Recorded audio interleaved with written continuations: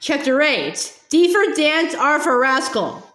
Rascal disappeared completely when the movers arrived. No matter how often I called out, "Kitty, kitty, kitty, silly kitty," he didn't appear. I searched up and down the street, but Rascal was nowhere to be found. Victor helped me search for him. Even Mr. Mendoza joined our search. Miss Mendoza helped too, but only for a little while because she said she had an important appointment she couldn't miss. "You'll be good," Miss Mendoza said after she gave me a squeezing hug and handed me an envelope. "I'll be seeing you in Des Plaines." "You will?"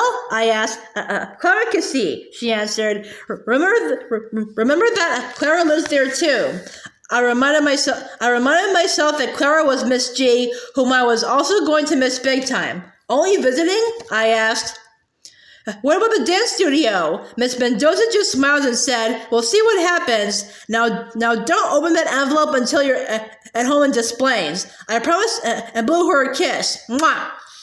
After Miss Mendoza hurried away, we continued our search and rescue mission for Rascal. "Rascal!" I screamed. "Rascal! Rascal!"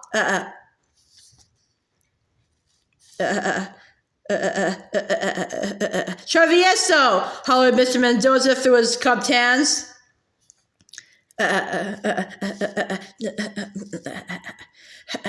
Travieso is Spanish for troublemaker. I guess that's close to the meaning of rascal. Still, my cat didn't respond to either Spanish or English. He didn't respond to Victor's promise of food. "I'll get you a hamburger with 2 patties. After half an hour, he upped it to 2 hamburgers. Victor is a true friend. We hunted for my cat until finally Dad came hunting for me. "Mija, we have to go. Mom went with the movers. We'll have to come back to look for Rascal." It was starting to get dark. The street lights had come on, and the truck with the furniture and things was long gone. "See you," Victor said softly. "See you, Victor." Victor reached into his pocket and brought out a candy bar. He pressed it into my palm. "Thanks, Victor," I said. He was sweeter than the candy. "Adios, mija," Mr. Mendoza said. His eyes seemed wet. "I'll watch for your cat." I climbed into our van crying. I didn't look up as we pulled out of the neighborhood with our friends waving goodbye. My life on that street was over. My cat was gone. Who would ever know that those handprints on our sidewalk belonged to me, Marisol Luna, the one and only daughter of Hector and Elisa Luna? I sobbed all the way to our new house. Dad repeated that we go back to look for Rascal, but then he was quiet for the rest of the trip and just let me cry as much as I needed to. Karen came over to greet me with a hug and some of her mom's oatmeal cookies. I wiped my tears as we sat down for a few minutes in the darkness of our front yard. The grass was dewy and damp, and it smelled good. I couldn't find my cat, Rascal, I told her, hiccuping with another sob. "You'll find him," Karen said. "Cats do that when they know they're going to move." Even though Mom and Dad had promised to go back and look for him, I was heartbroken. I pictured poor Rascal shivering in the night. I raked my eyes clean of tears and gradually stopped whimpering. We sat on the lawn in silence for a while, munching on our cookies, before I asked, "What's our school like?" I hugged my knees because it was getting cold. When I blew out my breath, a cloud hung in the air. "Big," she answered, "but nice big." "Are the teachers nice?" I asked. "Really nice," she answered. "You'll like Mrs. Buckley. She's my teacher and she'll be yours too." I found out that we're in the same class. We decided about not having a dance studio or even dance classes at school. I told her that I was trying to talk Miss Mendoza into opening a studio here. "That would be cool," Karen said. "Yeah," I said. "She knows all kinds of dance styles, and she wants me to be more serious about ballet."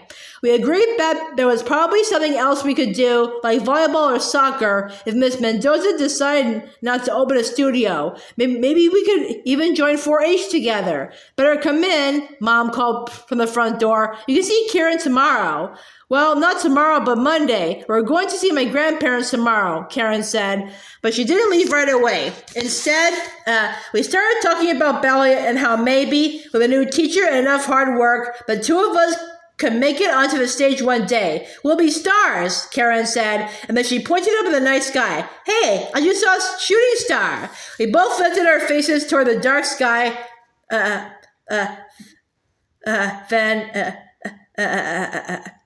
And waited for another star to shoot past. One did.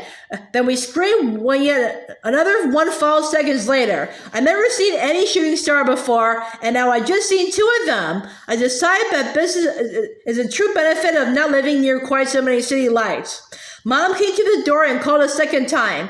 I got up and reached for Karen's hand to pull her up. We brushed the damp grass off our jeans, and then Karen skipped away. She disappeared into the night briefly, and then reappeared in the light on her front porch. I'm going to like having Karen right next door, I thought, and I know she'll be my friend for a long time. That much is sure.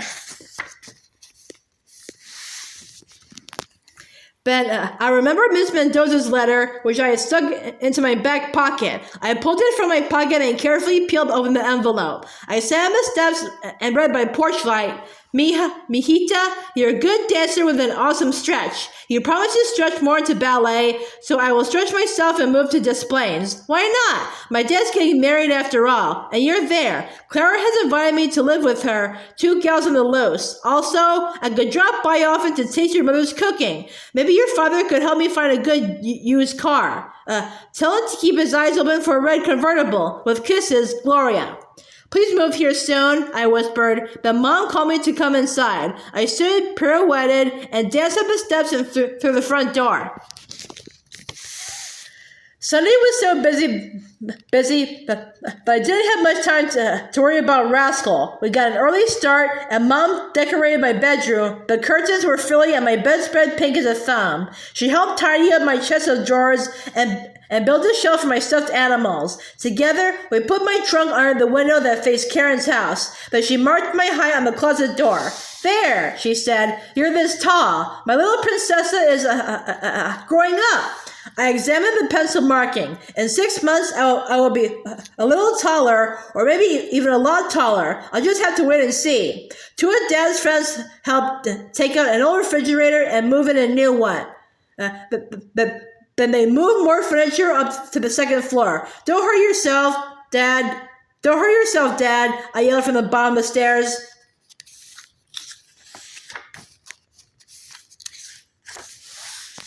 Too late, he groaned. I think I hurt my pitching arm.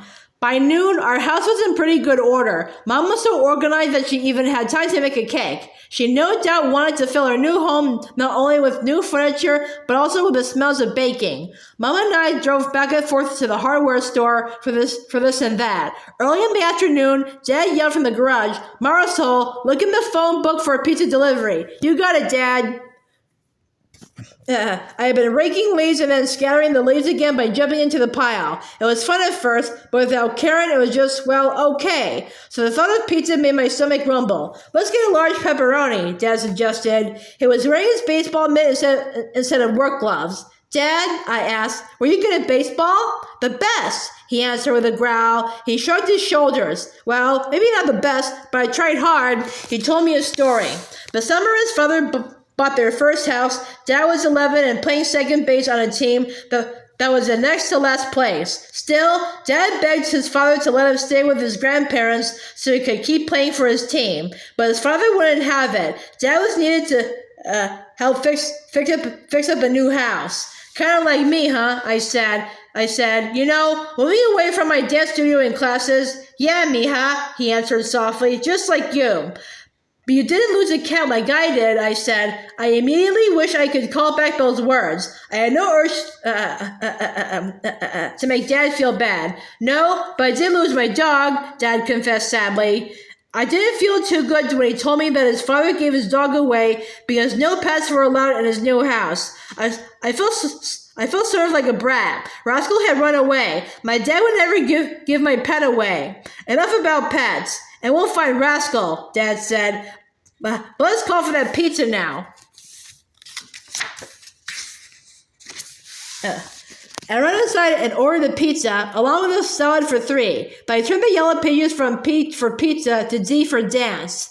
There were no new dance studios listed since the last time I had looked. Would there be some place close by where Miss Mendoza could open her display studio? I sighed and went outside to finish raking up the leaves.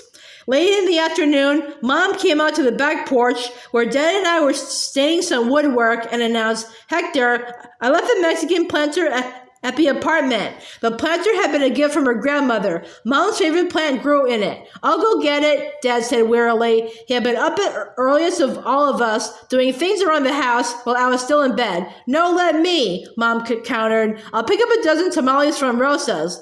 Rosa's is my favorite Mexican restaurant. You just make some rice and chop up jalapenos and tomatoes for salsa." To me, she said, "Marisol, why don't you come along so you can look for a certain missing cat?" She raised her eyebrows, and then she went inside to get her purse and the car keys. When we turned onto our old street, I pressed my face to the window. It seemed like I had been gone a long time, but it had only been one day, a few hours, and some minutes. It was nearly dark. I half expected to see Victor kicking a soccer ball against his garage door, but there was no one on the street. "You wait here. We'll look for Rascal together," Mom said. She got out of the van and disappeared behind the building. I listened to the engine tick as it cooled. I made out music from far away and the screech of tires at the intersection. Down the street, a porch light had gone on and a mother was yelling in Spanish, "Victor, come in now." This place still felt like home. I got out of the van and looked up. I noticed that Mr. Mendoza's lights were on. He was probably sitting in a big old recliner of his and reading the newspaper. I wondered if Miss Mendoza was sitting there with him. "Look at them," I whispered to myself as my attention settled on my old bedroom. The stars on my ceiling had caught my eye. They were beautiful, glowing in the very last of the evening light. Suddenly, I had to agree with my parents about being a lucky girl. I am lucky. Even though I am losing a lot by moving to Des Plaines, I still have so much. I have my parents. I have a new friend. I am still a dancer. And now, I have the promise of Miss Mendoza as my teacher. Still, I wish that I could climb through that window and peel off each and every star. But I can't do that, I whispered to myself. The stars will have to be for the next girl who moves in and calls that bedroom her special place. I pictured a girl like me with her elbows on the windowsill, looking down onto the street. Meow.